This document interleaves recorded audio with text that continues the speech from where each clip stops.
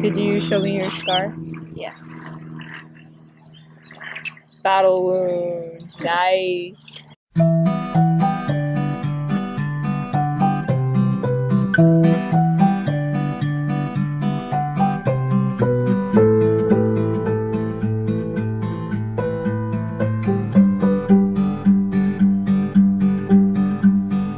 Voices in the street,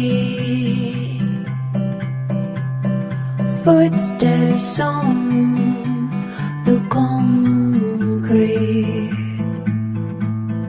Guess I hear just every sound on the ground. From my window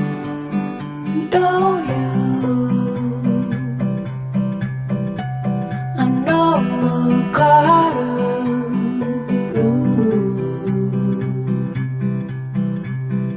I can bite so very hard the day apart.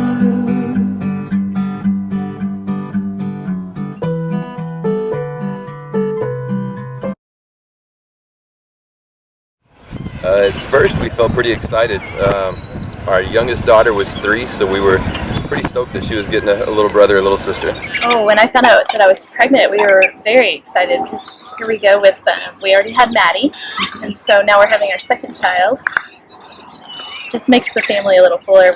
We're really excited about having another child. So we were going in at 5 months to find out if we were having a son or a daughter. And we walked in, they put the stuff on Paula's stomach and started like using the little sonogram, and started showing us feet and toes and hands, showed us his head, and then they kind of paused for a minute and sent the nurse out, and another nurse came in and they started doing some more stuff, and so we asked what was going on, cleaned Paula up a little bit, and then asked us to sit down, and started telling us that there was a problem with our son's chest, that they found everything except for the other side of his heart. We found out that he was missing half of his heart. It was actually September the 11th, 2001. It's the day the Twin Towers fell.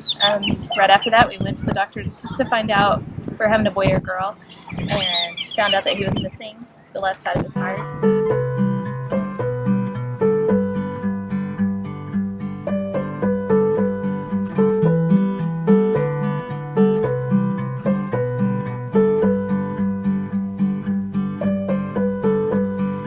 Picture fresh as water clear. Days have passed without you here. Streetlights dancing on the dark across the park, waiting for a word from you, waiting for a sign or two. Footsteps on the city ground, you know the sound. Brother Sparrow,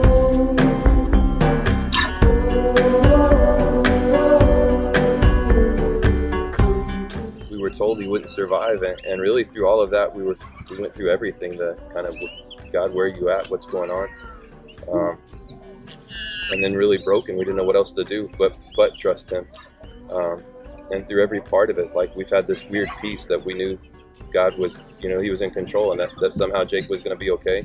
We serve a mighty God, and we knew that from the beginning, that God had plans for him, and it was just an unexplainable, more than just a feeling, but just words from God that just told me that there were big plans for Jaken, and to have faith that God was going to take care of him. I wasn't able to hold him. Tim got to hold him, and they took him away quickly to ICU, which that's a hard feeling, a hard thing for moms. The nurses were kind enough to take me and everything, my whole bed, because I still didn't have a lot of feeling. They wheeled me in so that I could at least see him and touch him. that I wasn't able to hold him until he was a couple of days old. Well, there were a lot of people that came at us with the what if, well, what if this happens, or what if he doesn't make it through surgeries, or what if surgery isn't an option, or lots of just different what ifs, and what if you have to spend your life inside for the rest of your lives, what if, lots of what ifs that came from all over the place. And I just another unexplainable, it was just God telling me that we have a faith that He has our eternity, and He's got that under control, He's got that in place for us. Why can't we just trust Him with our now? Hardest one was the last one, I think. Well, I don't know, they're all hard, but when they're older and they can talk to you, it seems like it's a little harder, because he was 2 and he's Tim's having to hand him over to these doctors and trust that they're going to take care of our son, and that was hard. Now he's 13, but he's got a steroid that kind of gives him a little bit more strength in his heart. Right now his biggest limitations are just exercise. He can't do anything that puts his hands over his head, anything that causes stress on his sternum, because that's where they kind of went in, so they broke his sternum 3 times, so he can't have any type of stress put on his chest. He's good usually for about 15-20 minutes, and then he gets really tired, and then he'll lay down and rest. He's on a diuretic, so he sweats a lot more than normal kids, and he's a little bit smaller than most 13-year-olds. But really, other than that, he's a typical 13-year-old boy. Loves baseball, loves Xbox, and really just is a normal little kid.